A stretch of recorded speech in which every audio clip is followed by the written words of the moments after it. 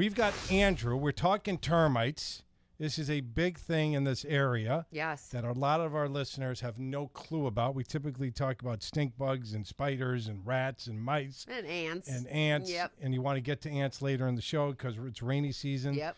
You know, Joel's getting all excited because his father passed down the tribal Indian dance, rain dance, that his father created the company on. Yeah. So when you know it's raining for a week, you know the guys at Permaseal and Burr Ridge are dancing on their ceiling, on the roof of their new beautiful building.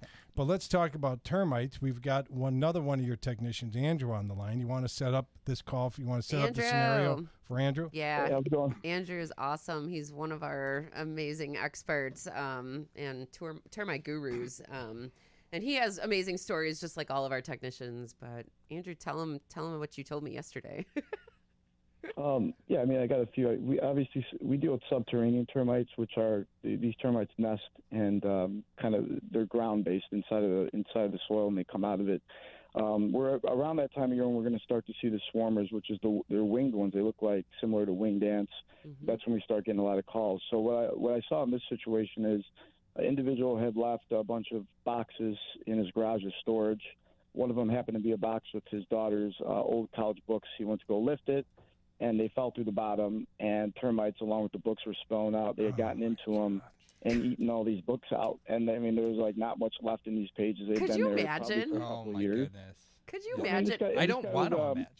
Yeah, he was a teacher, too. So, I mean, we did find some evidence of termite activity in the basement.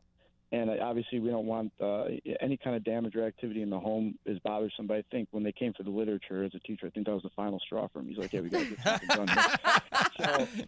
So that was one of my first experiences at Rose with that. But I had a similar one in a commercial account, which is like a wood manufacturing furniture place, and they had a pallet of wood that they had left in back, probably for future use, and had been there about a month. And when they went to go move it, the termites had emerged from a crack in the cement, very similar to this other situation, you know, more of the residential account, and they had come through a crack in the cement, and they had completely infested this pallet of wood, and it was a bunch of stacks. I actually have a video on my phone still of it because there's so many of them coming out of this thing. Wow. So they get rid of all that wood. You know, it was a waste for them. You know, they had to dish all of it because it had been eaten through, and in a relatively short period of time too. It was kind of in the middle of summer.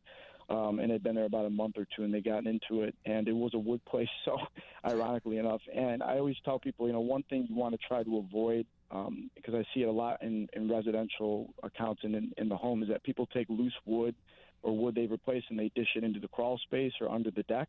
And if it's sitting on top of soil, it's like just a direct line for termites to come emerge from that soil to feed on it, because you almost never see live termites.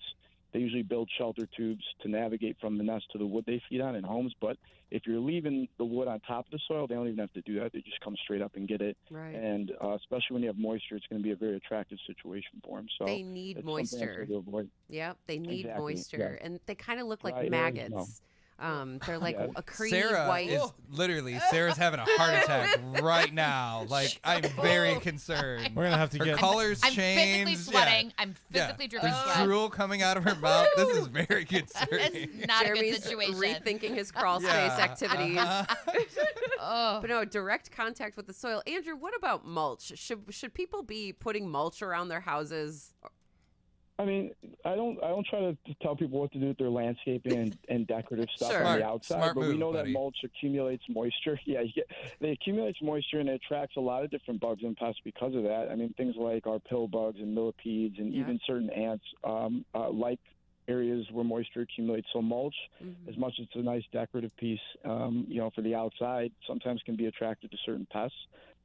Termite-wise, I don't know if it's more or less conducive than some of the other conditions that you see, which is, you know, just wood structures in general where wood is touching damp or wet soil is going to be conducive. So I guess mulch in some way can be conducive for termite activity. So it's just something to be aware of.